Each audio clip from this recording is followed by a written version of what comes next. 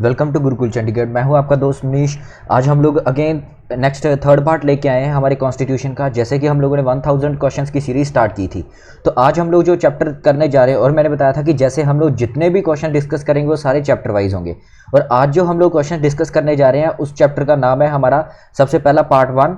जैसे कि हमारे पास union of the state, then part 2 and part 3। तो fundamental right, citizenship and union of the state, इन सब आर्टिकल्स को जो मेन इंपॉर्टेंट क्वेश्चंस बनते हैं इन सबको हम लोग डिस्कस करेंगे। तो जल्दी से चैनल को सब्सक्राइब करें ताकि अगली वीडियोस भी आप लोगों को पता चलती रहें। सारी की सारी वीडियो को लास्ट में लाइक करके एंड कमेंट करके बताना आपको वीडियो कैसी लगी। इसके साथ ही मैंने आपको पीडीएफ भी प्रोवाइड करी है, ठीक है। आप पीडीएफ डाउनलोड करके इन क्वेश्चंस को अच्छे से साथ में रख भी सकते हैं। तो फर्स्ट क्वेश्चन स्टार्ट करते हैं हम लोग। India is referred as dash under the Indian constitution. तो इंडिया को क्या कहा गया है? भारत। तो आंसर है हमारे पास कि इंडिया को भारत कहा गया। तो भाई देखिए, अगर पार्ट 1 ऑफ द कॉन्स्टिट्यूशन की हम लोग बात करते हैं तो वो किसके साथ डील करता है? यूनियन एंड इट्स टेरिटरीज है, ठीक है। तो आर्टिकल 1 की अगर हम लोग बात करें तो आर्टिकल 1 में क्या कहा है? India that is Bharat as a union of the states, ठीक है। तो इस चीज को अच्छे से समझ के चलना कि India that is Bharat as a union of the state, तो आर्टिकल 1 में कहा गया है। अगले क्वेश्चन की बात करें, who is empowered to admit a new state to the union of India, ठीक है। तो यूनियन ऑफ इंडिया में किसके पास पावर है कि वो किसी स्टेट को एडमिशन दे सकता है? तो वो कौन सा है? हमारे पास पार्लियामेंट के पास है।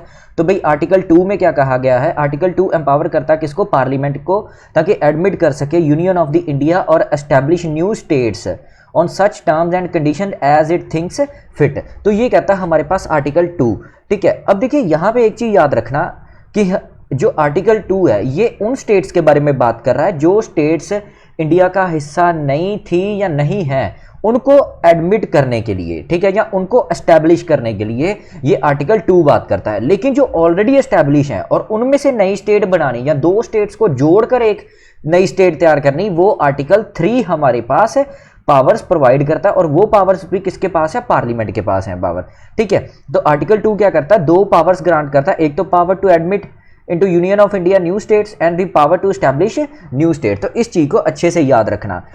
ऑलरेडी जो एग्जिस्टेड है, ठीक है, उस स्टेट को अगर नई स्टेट में, मतलब उसकी बाउंड्री चेंज करना, नाम बदलना, ठीक है, उसकी टेरिटरी चेंज करना, या एक स्टेट में से दो स्टेट्स बनाना, वो सारी पावर्स किस में आती हैं? आर्टिकल 3 में। और वो भी किसके पास है? पार्लियामेंट के पास ही है, ठीक है। और पार्लियामेंट क्या करता है? एक बिल पास करता है। इस चीज के लिए क्या करना पड़ता है? एक बिल पास किया जाता है, ठीक है। किसके द्वारा? वो किसी भी हाउस में हम लोग बिल को पास करवा सकते हैं, ठीक है। और किसके रिकमेंडेशन के ऊपर? Only on the recommendation of the president है, ठीक है। कोई भी जब किसी स्टेट का नाम बदलना है, ठीक है, टेरिटरी चेंज करनी है, तो उसके लिए एक बिल इनिशिएट किया जाता है only on the recommendation of the president की रिकमेंडेशन के ऊपर। अब देखिए, जब स्टेट की रिगार्डिंग है तो प्रेसिडेंट क्या करता है कि इसको कि either house of the parliament में पेश करने से पहले वो स्टेट से क्या करते हैं? उनके व्यूज या उनके ओपिनियन मांगते हैं, ठीक है। एक टाइम लिमिट गिवन होती है, लेकिन अगर वो उस टाइम लिमिट के दौरान नहीं दे पाते आंसर, ठीक है, तो या फिर अगर तो प्रेसिडेंट क्या करता है? उस टाइम लिमिट को अगेन एक्सटेंड कर सकते हैं। लेकिन अगर फिर भी वो आंसर नहीं करते या कोई भी ओपिनियन अपना नहीं देते, तो वहां पे क्या है कि वहां पे जो पावर है इस जगह पे पार्लियामेंट की, वो प्रिवेल करती, या यूनियन की, वो प्रिवेल करती किसके ऊपर? स्टेट के ऊपर। मतलब फिर क्या, जो पार्लियामेंट है वो उस चीज को, चाहे आंसर आए या नहीं आए, तो उस चीज को कंसीडर नहीं करेंगे। तो उनका अगर नहीं आंसर भेजते तो उस चीज के लिए वो यही कंसीडर करेंगे कि आंसर हमें मिल चुका है। तो यहां पे देखिए, जब भी टेरिटरी चेंज करनी हो तो यहां पे जो कंसेंट रहता स्टेट का, वो इतना इंपॉर्टेंट नहीं रहता। जब जैसे कि अगर हम लोग ऑस्ट्रेलिया एंड यूएस की बात करें, वहां पे क्या है? अगर किसी का नाम, स्टेट का नाम या टेरिटरी चेंज करनी, तो वहां पे स्टेट का कंसेंट की जरूरत होती है। लेकिन यहां पे आर्टिकल 3 में इस चीज की जरूरत नहीं है। ओके, तो नेक्स्ट है हमारे पास अगला क्वेश्चन। जैसे उसने कहा, which important human right is protected in article 21 of our constitution. तो देखिए, ये आ गया हमारे पास फंडामेंटल राइट के रिलेटेड क्वेश्चन, ठीक है। फंडामेंटल राइट का मतलब है कि मौलिक अधिकार, ठीक है। फंडामेंटल का मतलब एसेंशियल राइट्स, ठीक है। अब देखिए, इस चीज का मेन मोटिव क्या था? लिमिटेड गवर्नमेंट तैयार करना, ठीक है, लिमिटेड गवर्नमेंट तैयार करना, ताकि जो पावर हम लोगों ने, ठीक है, डेमोक्रेसी में हम लोग वोट करते हैं, अपनी सारी पावर एक तरह से हम लोगों ने मिलकर अपने रिप्रेजेंटेटिव को दे दी, कल को वही पावर हमारे अगेंस्ट ना यूज हो, इसलिए इस चीज को क्या किया जाता है? फंडामेंटल राइट्स बनाए गए, जिसको हम लोग कहते हैं मौलिक अधिकार, ठीक है। तो लिमिटेड गवर्नमेंट तैयार करने के लिए। और दूसरा ये चीज क्या कहती है? Government of law, government of law बजाय कि गवर्नमेंट ऑफ मैन के, ये इंश्योर करती है गवर्नमेंट ऑफ लॉ। तो इसलिए मौलिक अधिकार यानी कि फंडामेंटल राइट्स बहुत इंपॉर्टेंट पार्ट है। और ये किस में आते हैं? Part 3 of the constitution. आगे डिस्कस भी करेंगे इस सबको, ठीक है। Magna carta of the constitution कहा जाता है किसको? मैग्ना कार्टा फंडामेंटल राइट को। तो इन चीजों को अच्छे से याद रखना। आगे है नेक्स्ट इसको पढ़ते हैं हम लोग अच्छे से। आर्टिकल साथ के साथ डिस्कस करते रहेंगे जो भी आर्टिकल आएगा, क्योंकि फंडामेंटल राइट्स के सभी आर्टिकल्स हमारे लिए सबसे इंपॉर्टेंट है, ठीक है। Protection of life and personal liberty, no person shall be deprived of his life, किसी से भी उसके जीने का हक नहीं छीना जा सकता, ठीक है। Except procedure establish by law, ठीक है, ठीक है। अगर कोई इलीगल एक्टिविटीज करता है, ठीक है, जब कोई ऐसा क्राइम कर देता है कि भाई डेफिनेटली उसके लिए फांसी देनी पड़ेगी या उसकी लिबर्टी छीननी पड़ेगी, तो उस केस में वो कहाँ पे आता है, to procedure established by law. Fundamental rights क्या है, अवेलेबल किसके लिए, हर पर्सन के लिए, सिटीजन्स एंड फॉरनर्स के लिए, ये वाला फंडामेंटल राइट, ठीक है। ये हमारे पास दो राइट देता है, एक तो राइट टू लाइफ एंड दूसरा क्या है, right to personal liberty. Fundamental right अगर हम लोग provided by 21 is one of the most important right that constitution, supreme court of India has described this right as the heart of the fundamental right. The heart of fundamental right किसको कहा गया, article 21 को। तो ये important है, इसको अच्छे से समझ के चलना। तो देखिए अगर बात करें यहाँ पे rights specifically mentions that no person shall be deprived of his life and liberty except as per the procedure established by the law. This implies that this right has been provided against the state only, ठीक है। तो ये किसके सिर्फ against है, state के only. और state include क्या करता है हमारे पास, नॉट जस्ट गवर्नमेंट, सिर्फ सरकार ही नहीं, but government departments, local bodies and legislatures and etcetera, जो कि हमारे पास आर्टिकल 12 में डेफिनेशन बताई गई। आर्टिकल 12 से हमारी शुरुआत होती फंडामेंटल राइट्स की, तो 12 में यही बताया गया कि डेफिनेशन ऑफ द स्टेट, की स्टेट है क्या, वो आगे हम लोग डिस्कस करेंगे। Constitution confers A special authority for the enforcement of the fundamental rights. तो कॉन्स्टिट्यूशन ने, संविधान ने एक स्पेशल अथॉरिटी दी है फंडामेंटल राइट्स की इन्फोर्समेंट के लिए, वो किसको, वो सुप्रीम कोर्ट के ऊपर है, ठीक है। देखिए अगर हम लोग क्या, यहां पे संविधान में एक चीज बोली गई है कि बिना एनफोर्समेंट के फंडामेंटल राइट्स क्या है, मीनिंगलेस है, ठीक है। इस चीज को याद रखना, बिना एनफोर्समेंट के फंडामेंटल राइट्स क्या है, मीनिंगलेस है, ठीक है। Doctor B R. अम्बेडकर ने इसको soul and heart of the constitution कहा है। कौन से आर्टिकल को, आर्टिकल 32, जो कि हमारा क्या है, राइट टू कॉन्स्टिट्यूशनल रेमेडीज, कि सुप्रीम कोर्ट के पास पावर है इस चीज को एनफोर्स करना, फंडामेंटल राइट्स को एनफोर्स करना, ठीक है। और इसके कुछ 4 प्रोविजंस भी हैं, वो भी देख लेते हैं। 4 प्रोविजंस क्या है, हर एक बंदे के पास राइट है, अगर उसका फंडामेंटल राइट वायलेट होता है तो वो कहां जा सकता है, डायरेक्टली सुप्रीम कोर्ट अप्रोच कर सकता है।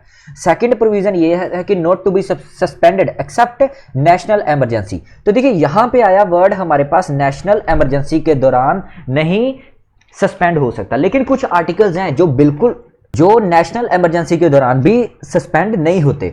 तो वो आर्टिकल कौन कौन से हमारे पास, जैसे हम लोग बात करें आर्टिकल अगर 359 के बारे में बात करें, ठीक है। 44th constitutional amendment act, 44th constitutional amendment act 1978 ने ये एक एक्सेप्शन लगाई थी कौन से फंडामेंटल राइट्स के ऊपर, कि आर्टिकल 20 एंड 21 वायलेट नहीं होंगे even in the national emergency. तो चाहे वो 352 है, ठीक है, चाहे हमारे पास 358 है, तो ये आर्टिकल सस्पेंडेड नहीं होंगे। अगला पॉइंट की बात करें, सुप्रीम कोर्ट के पास पावर्स हैं, क्या करें, to issue direction orders and writs. तो रिट्स इशू कर सकते हैं, habeas corpus, certiorari, quo warranto, आगे हम लोग डिस्कस करेंगे सारा कुछ, ठीक है। तो अगर किसी का वायलेट करता है, कोई गवर्नमेंट अथॉरिटी उसका फंडामेंटल राइट वायलेट कर रही है, तो अप्रोच कर रहे हैं सुप्रीम कोर्ट, तो सुप्रीम कोर्ट डायरेक्शन ऑर्डर्स या रिट्स को इशू कर सकता है। Parliament can empower any other court these powers without prejudice to the supreme court. तो ये किसी और कोर्ट को भी एम्पावर कर सकता है पार्लियामेंट। तो ये था हमारे पास right to constitutional remedies, article 32, बहुत ही इंपॉर्टेंट है, soul and heart of the constitution कहा गया है इसको। The fundamental right of the Indian citizen in our constitution are contained in, और fundamental rights are granted under dash है। तो पार्ट 3 ऑफ द कॉन्स्टिट्यूशन क्या है हमारे पास, फंडामेंटल राइट, इसको क्या बोला जाता है, मैग्ना कार्टा भी बोला जाता है, याद रखना इस इंपॉर्टेंट टर्म को, ठीक है, मैग्ना कार्टा। फंडामेंटल राइट क्या है, कितने हैं हमारे पास, 12 से 35 तक। इंस्पिरेशन कहाँ से ली हम लोगों ने, यूएसए से। यूएस में क्या होता है, bills of right of US, ठीक है, bill of right of US, ठीक है। तो ये है यूएस से इंस्पायर्ड हुआ था, ठीक है। नेम सो बिकॉज ग्रंटेड, इसका फंडामेंटली क्यों नाम रखा, क्योंकि granted and protected by the constitution है, ठीक है। जितनी भी ऑलराउंडर डेवलपमेंट है उसके लिए बहुत ही इसेंशियल है, इसलिए इसको फंडामेंटल कहा जाता है, ठीक है। ओरिजिनली कितने थे, ये 7 है, ठीक है, 7 थे, लेकिन राइट टू प्रॉपर्टी जो कि डिलीटेड कर दिया गया, कौन सी, 44th कॉन्स्टिट्यूशनल अमेंडमेंट एक्ट 1978। सबसे इंपॉर्टेंट, इसको अच्छे से समझ लेना, राइट टू प्रॉपर्टी पहले फंडामेंटल राइट था, अब वह लीगल राइट है, कॉन्स्टिट्यूशनल राइट है। लास्ट में मैं अपने टॉपिक के लास्ट में आप लोगों को बताऊंगा legal right and constitutional, legal right and fundamental right में डिफरेंस क्या है। और अब इस राइट को क्या बना दिया, article 300A। Now there are, पहले तो 7 थे, now there are 6 fundamental rights है।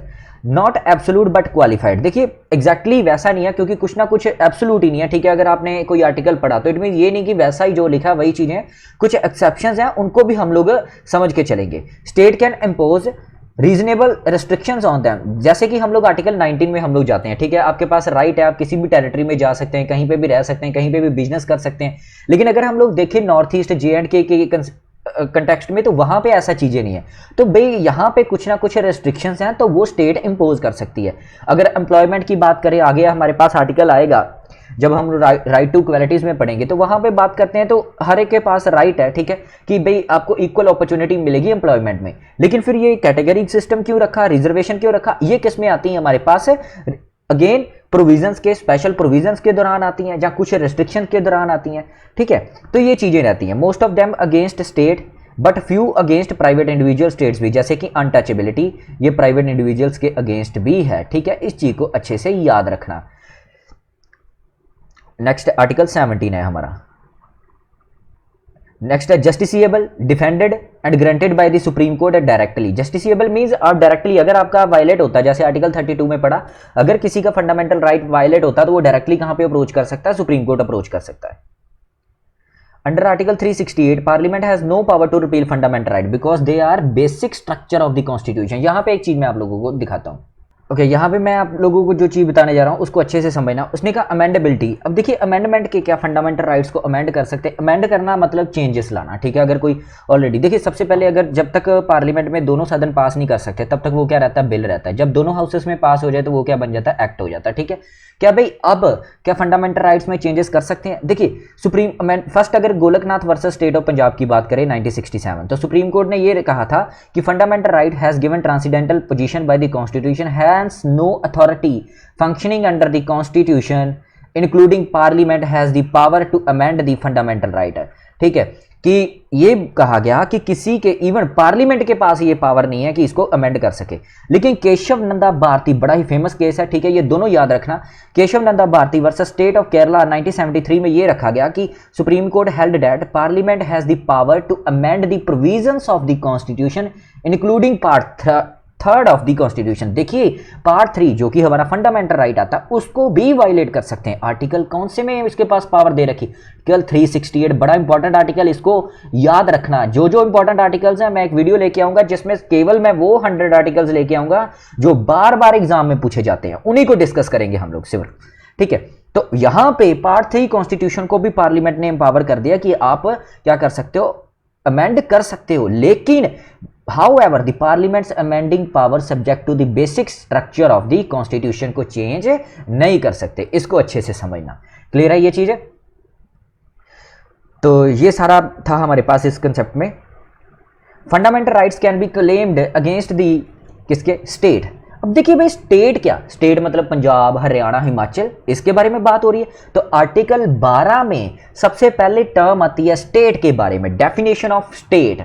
तो डेफिनेशन ऑफ स्टेट क्या है? गवर्नमेंट, पार्लियामेंट ऑफ इंडिया, ठीक है, गवर्नमेंट आती है, parliament of India plus government and legislature of state, local authorities, other authorities में हमारे पास स्टैट्यूटरी अथॉरिटीज, बॉडीज जैसे LIC, ONGC, जो भी सरकार के अंडर काम कर रही हैं वो सारी, private body working and instrument of state, वो भी सारी किसके अंदर आती हैं? स्टेट के अंदर। मतलब अगर कोई फंडामेंटल राइट इन लोगों के यानी कि स्टेट के द्वारा वायलेट होता है तो इट मींस हम डायरेक्टली उसको क्या कर सकते हैं? एनफोर्स या फिर डायरेक्टली अप्रोच कर सकते हैं सुप्रीम कोर्ट में। तो इस चीज को याद रखना। इसीलिए तो कहा लिमिटेड गवर्नमेंट तैयार करने के लिए बनाई गई थी फंडामेंटल राइट्स, ताकि गवर्नमेंट ऑफ लॉ बने ना बजाय कि गवर्नमेंट ऑफ मैन। नेक्स्ट है, आगे देखते हैं। तो नेक्स्ट है the fundamental rights which can not be suspended even during the emergency. वो कौन कौन से? Article 20 and article 21। देखिए आर्टिकल 20 क्या है, ठीक है। आर्टिकल 20 एक मैं चीज यहां पे बताता हूं। आर्टिकल 19 की बात करें, ठीक है, तो कुछ फ्रीडम्स प्रोवाइड करेगी। आर्टिकल 20 की बात करें तो protection in respect of conviction for the offence, जब आपको सजा हो गई है, ठीक है, उसके दौरान जो आपके पास प्रोटेक्शन है। आर्टिकल 21 की बात करें तो protection of life and personal liberty. 22 की बात करें तो अरेस्ट होने से पहले की जो, तो ये कि थोड़ा सा उल्टा लिखा है, ठीक है, तो पहले वैसे 22 भी पढ़ सकते हैं, देन 20 पढ़ लो तो अच्छा समझ आ जाएगा। तो 20 की बात करते हैं। The protection in respect of conviction for offences है, protection against arbitrary and excessive punishment, ठीक है। मतलब अगर किसी बंदे को सजा हो गया है तो उसके रिगार्डिंग आपके पास क्या क्या राइट है? फर्स्ट आता है हमारे पास protection against arbitrary and excessive punishment, यानी कि सिटीजन चाहे फॉरेनर है चाहे लीगल पर्सन है वो उसको एक्सेसिव पनिशमेंट नहीं दे जा सकती। ठीक है, 3 प्रोविजंस हैं इसमें। सबसे पहले आता है no post facto law. Post facto law मतलब no punishment if no law, कोई पनिशमेंट नहीं मिलेगी अगर वैसा कोई कानून नहीं है। ठीक है, या फिर अगर किसी बंदे को सजा हो गई, ठीक है, और अगर किसी बंदे को सजा हो चुकी है, वो जेल में बैठा है और बाद में उसी क्राइम की सजा 5 साल की बजाय 10 साल होगी, तो इट मीन ये नहीं है कि उस बंदे के अंदर बैठे बैठे ही सजा बढ़ जाएगी। ठीक है, इस चीज को याद रखना। No ex post facto law नहीं है। Penalty not more than by law, ठीक है, जो लॉ में मेंशन उससे ज्यादा पेनल्टी नहीं दी जा सकती। Only in criminal conviction sentences, but civil liability tax trial on criminal case retrospective effect.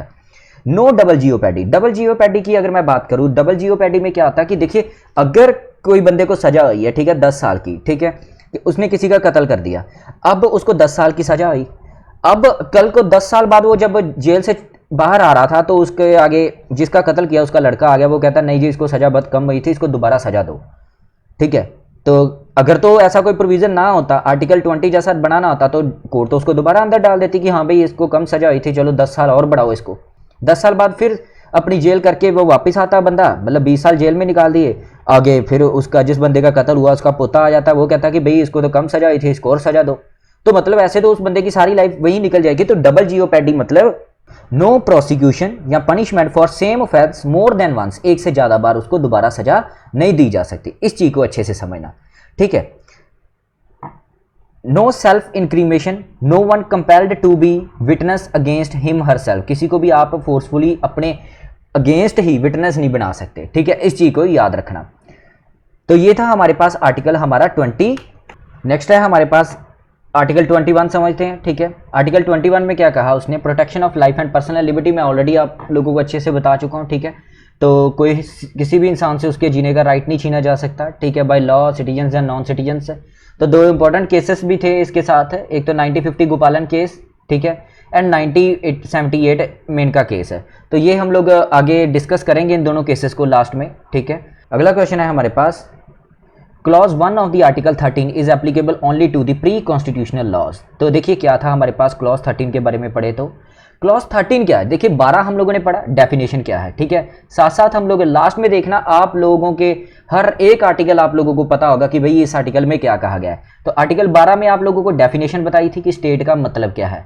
Article 13 में देखिए इसमें क्या कहा, आर्टिकल 13 बड़ा इंपॉर्टेंट है। ठीक है, यहां पे क्या कहा गया कि लॉज इनकंसिस्टेंट और इन डेरोगेशन ऑफ द फंडामेंटल, कोई भी लॉ अगर फंडामेंटल राइट के अगेंस्ट है तो उनको कैसे डील किया जाए। तो फर्स्ट क्लॉज का अगर हम लोग पढ़ें तो यहां पे उसने कहा कि संविधान की कमेंसमेंट होने से पहले, शुरू होने से पहले जितने भी लॉ चल रहे थे, ठीक है, इंडिया की टेरिटरी में, और अगर वो लॉ इनकंसिस्टेंट है पार्ट 3 ऑफ द कॉन्स्टिट्यूशन, मतलब फंडामेंटल राइट के अगेंस्ट है, जहां उसको वायलेट करते हैं, वो सारे के सारे क्या हो जाएंगे, नल एंड वॉइड, वहीं पे खत्म हो जाएंगे। ठीक है, तो पहला लॉ क्या करता है, पहला क्लॉज, इनको रीड मैं बता देता हूं, आर्टिकल 13 क्लॉज 1। अगर आगे इसमें एक और सेक्शन होता तो सब क्लॉज ए आ जाता हमारे पास। ठीक है, नेक्स्ट आर्टिकल इसी में सेकंड का भी मैं बता देता हूं क्लॉज क्या कहता है। अब ये तो होगी कि कॉन्स्टिट्यूशन से पहले, अब कॉन्स्टिट्यूशन से बाद वाला क्या, the state shall not make any law which takes away और abridges the right conferred by this part any made in contravention. ठीक है, देखिए सेम जैसे वहां पे इसमें पहले वाले थे, ऐसे ही अगर बाद में पार्लियामेंट कोई जहां स्टेट लॉ तैयार करती है, ठीक है,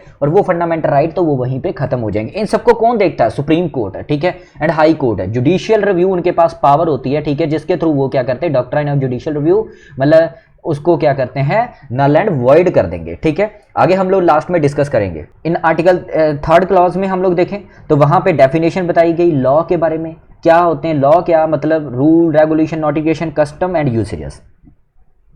लॉज इन फोर्स की बात की जाए तो इंक्लूड्स क्या करते हैं, लॉ पास्ड और मेड बाय लेजिस्लेचर और other competent authority in the territory of India. तो ये था हमारे पास आर्टिकल 13 के बारे में। Original constitution classified fundamental right into 7 categories, but now there are 6 category. मैंने आप लोगों को बताया था कि 7 था ओरिजिनली, लेकिन राइट टू प्रॉपर्टी डिलीटेड कर दिया गया by 44th constitutional amendment act 1978, and now only legal right under article 300A। ठीक है, तो now 6 fundamental rights. India's desire for civil liberties started from the struggle for independence against the British rule. India borrowed the idea of the incorporating fundamental rights in the constitution from USA, ठीक है। तो USA में क्या था, bills of right.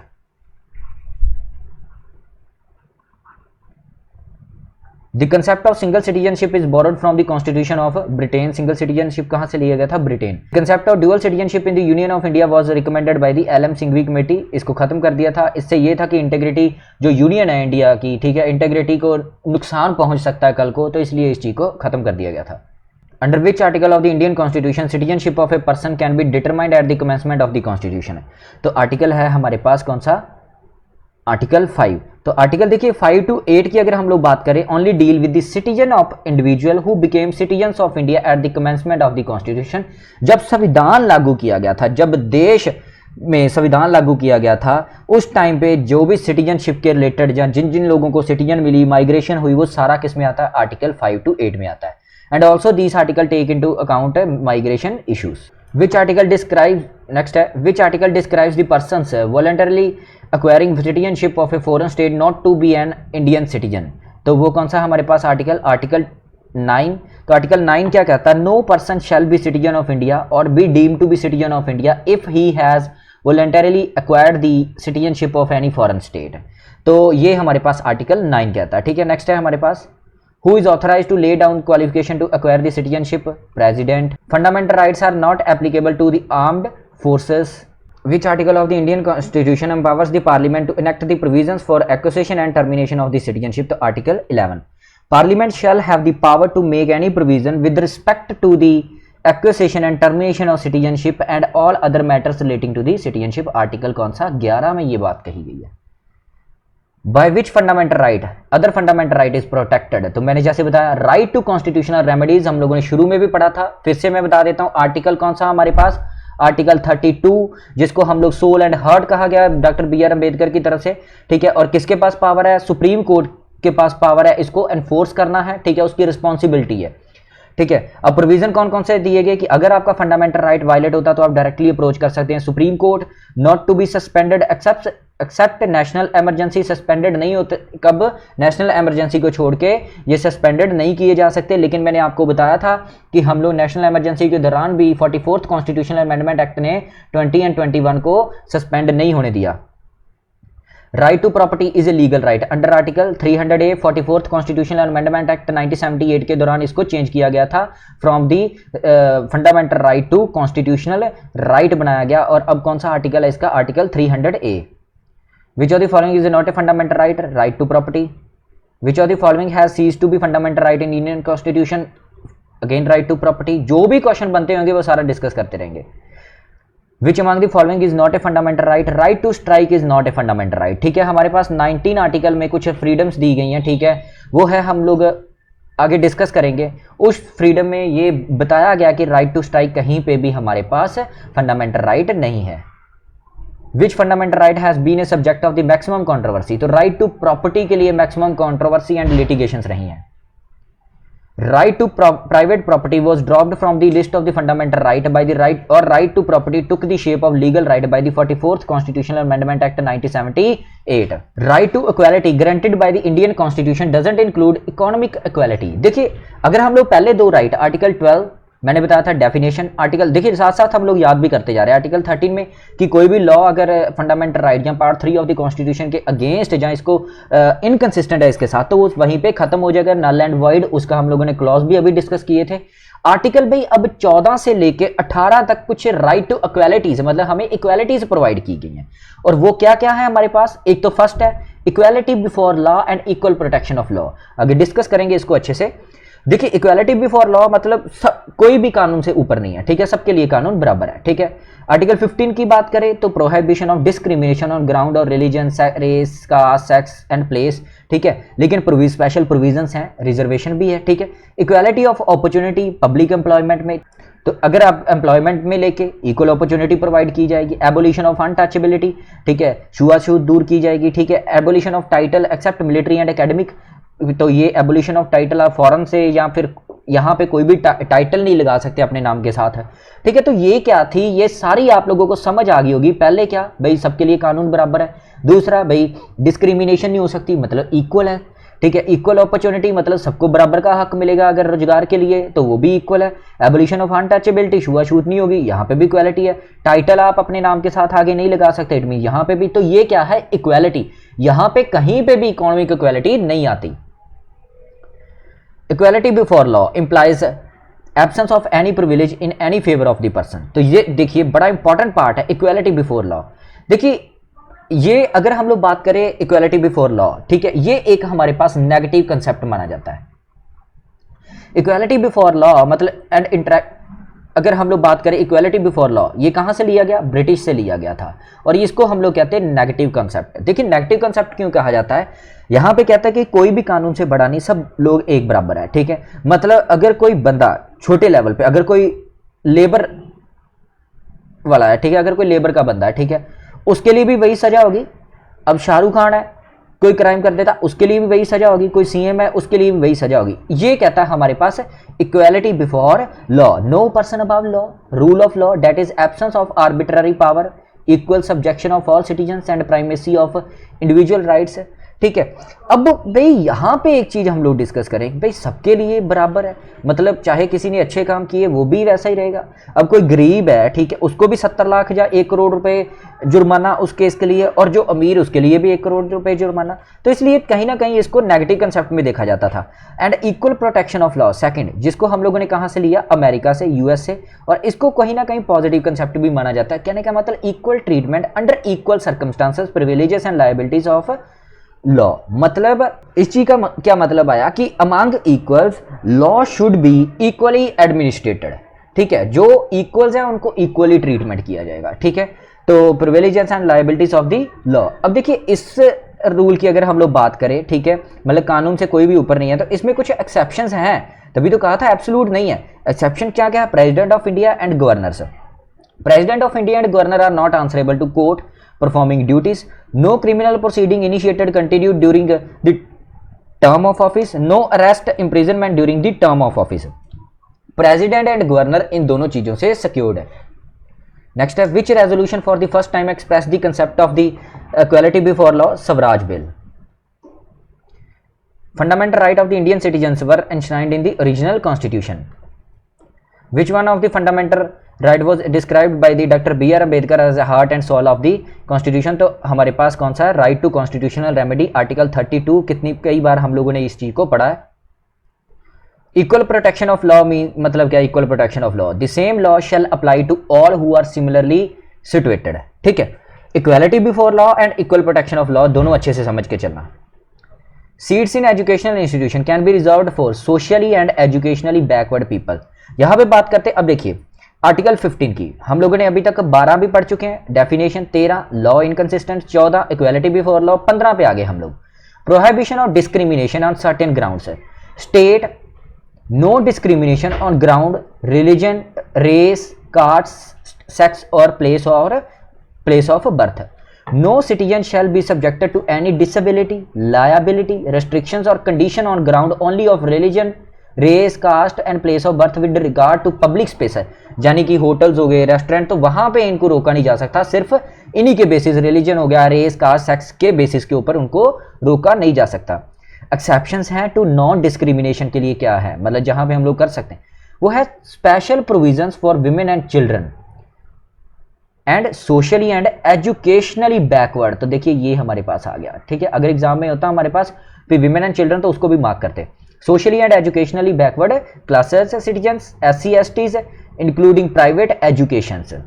तो ये था हमारे पास आर्टिकल 15।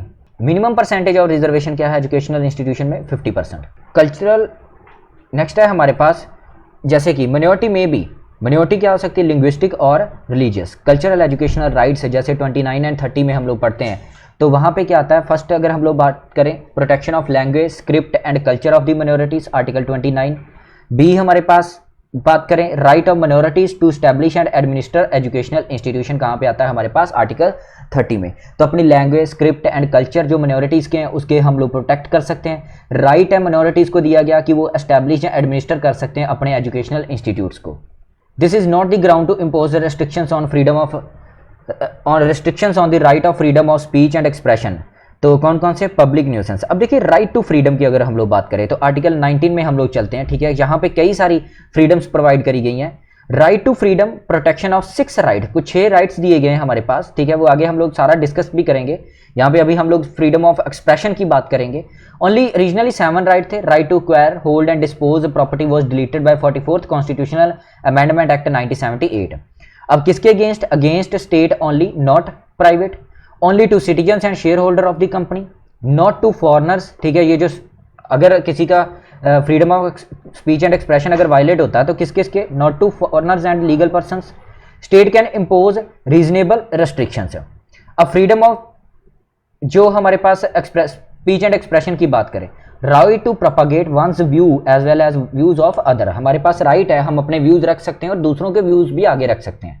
राइट अगेंस्ट बंद, हमारे पास राइट है कि अगर कोई बंद करवाने आ रहा है तो उसके अगेंस्ट हम लोग रुक सकते हैं। फ्रीडम ऑफ साइलेंस, चुप रहने का राइट है पूरा, ठीक है। Right to demonstration picketing but not right to strike. तो यहां पे मैंने पहले भी कहा था राइट टू स्ट्राइक आपके पास राइट नहीं है। अब रिस्ट्रिक्टेड की बात करें, कौन कौन से, कब ये आपका फ्रीडम ऑफ स्पीच रिस्ट्रिक्टेड होता है? सॉवरेनिटी एंड इंटेग्रिटी ऑफ, अगर इंडिया की इंटेग्रिटी को कोई नुकसान पहुंचता तो वहां पे, सिक्योरिटी को अगर नुकसान पहुंचता है, अगर किसी स्टेट के साथ फ्रेंडली रिलेशन खराब हो रहे हैं तो उस जगह पे, पब्लिक ऑर्डर मेंटेन करने में अगर कोई प्रॉब्लम होती है या पब्लिक ऑर्डर के अगेंस्ट चलता है तो वहां पे आपका freedom of speech and expression क्या है? सस्पेंड हो जाएगा। डिसेंसी और morality, contempt of court and defamation, अगर आप किसी को डिफेम कर रहे हो अगर अपने freedom of speech and expression से, तो वहां पे आपके ये कुछ रिस्ट्रिक्शंस हैं। तो यहां पे कहीं पे भी हमारे पास देखिए बात की गई थी कि this is not the ground, तो public nuisance is not the ground. Which one of the following court is responsible for the enforcement? Fundamental right is supreme court. Which one of the following statement is correct? Fundamental rights are superior to the DPSP. Definitely, directive principles of state policies. तो देखिए ये क्या था हमारे पास? Right to education क्या था? पहले हमारे पास DPSP था, उसको मूव किया गया राइट टू एजुकेशन को, कहाँ पे? आर्टिकल 21, क्योंकि सुप्रीम कोर्ट ने ये कहा कि भाई protection of life and personal liberty, अगर किसी या फिर individual personality development without education possible ही नहीं है, इसलिए इसको भी फंडामेंटल राइट बना दिया गया आर्टिकल 21 को ए, और कहां पे मेंशन किया गया? 21A, state to provide free and compulsory education up to the age of from 6 to 14 years. In which case did the Supreme Court restrict the authority of the Parliament to amend fundamental right and declared these rights to be absolute, permanent and unalterable? Golaknath case, ठीक है, तो हम लोगों ने already discussed किया है। In the famous case Keshavananda Bharati versus state of Kerala case, the supreme court assert the power of the parliament to amend the constitution under article 368। तो मैं ऑलरेडी आप लोगों को बता चुका था, ठीक है, देख ले वो एक बार फिर से। Golaknath versus state of Punjab 1961 में उन्होंने कहा था कि कोई पावर नहीं है, ठीक है, इसको अमेंड कर सके, लेकिन केशवनंदा भारती आर्टिकल 368 उन्होंने प्रोवाइड करवा दिया, ठीक है। Rule of law which permeates the entire fabric of the Indian constitution exclude arbitrariness, this principle is laid down in Maneka Gandhi versus union government. Who among the following has the voting right? An adult resident citizen of the state, मतलब जो भी 18 साल का हो जाएगा बंदा, उसके पास right to vote का हक है, वो अपना रिप्रेजेंटेटिव चुन सकता है। Which one is not a fundamental right? Right to strike अभी पढ़ा था हम लोगों ने। Which one of the following fundamental right has been subject of the maximum litigation since the right to property? The rule of equality before law is not applicable to governor of the state. हम लोग governor of the state and president, ये state बार बार जो आ रहा है हमारे पास, ठीक है, इस चीज को याद रखना। मैं स्टार्टिंग में डेफिनेशन आप लोगों को एक्सप्लेन कर चुका हूं। Right to equality is granted under the article 14। Article 14 guarantees equality before law to all persons. Right to equality means permit the state to make special provision for women, children and backward classes.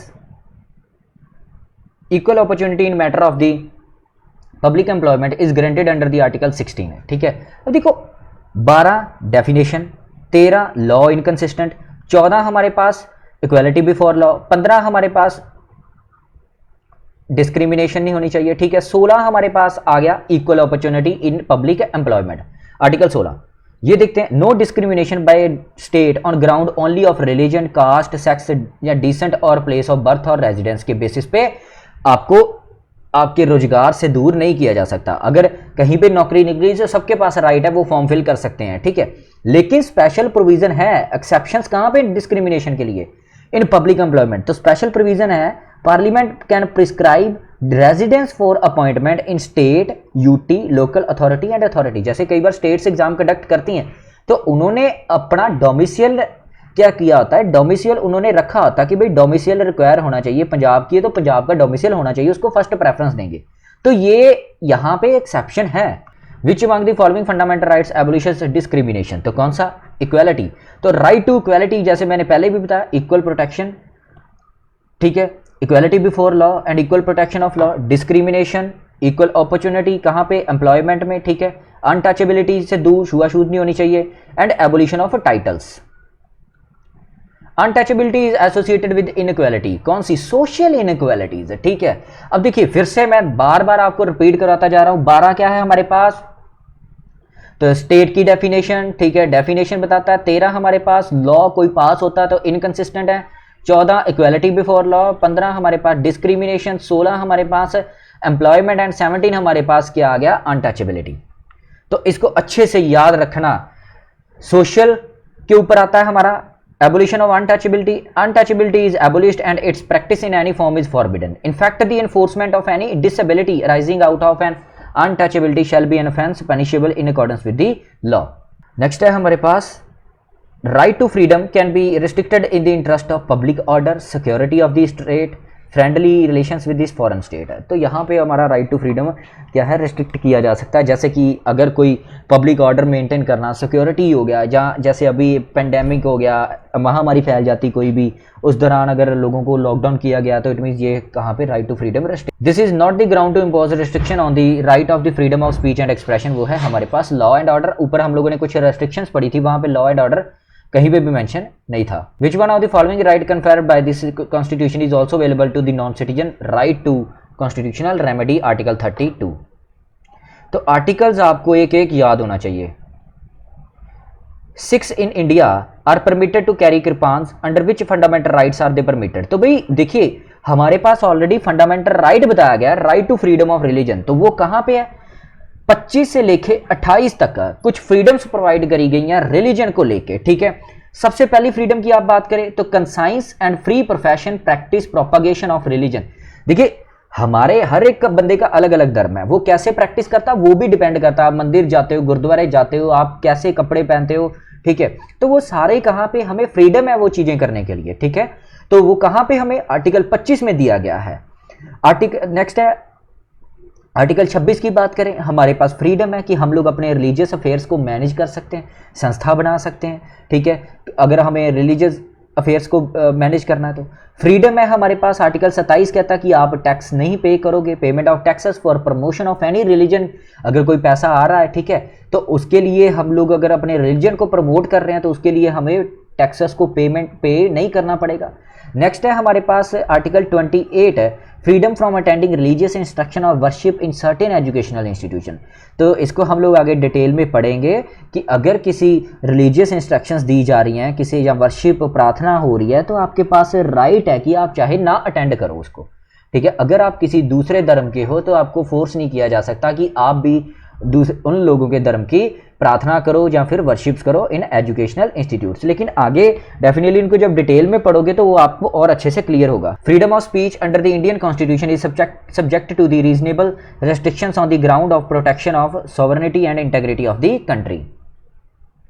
Which one of the following is considered as bulwark of democracy, right to speech. One of the restrictions of the freedom of speech and expression is a contempt of court. At present, the right to property is constitutional right. Which one of the following is not a fundamental right? Right to property हम लोगों को पता constitutional right है 300A, ठीक है। The main objective of the cultural and educational right granted to the citizen is to help a minority to conserve the culture. Next है हमारे पास a person can move to Supreme Court directly in event of the violation of fundamental rights, Article 32, ठीक है। Constitutional remedies. A citizen's fundamental rights are protected when citizen approaches the court for remedy.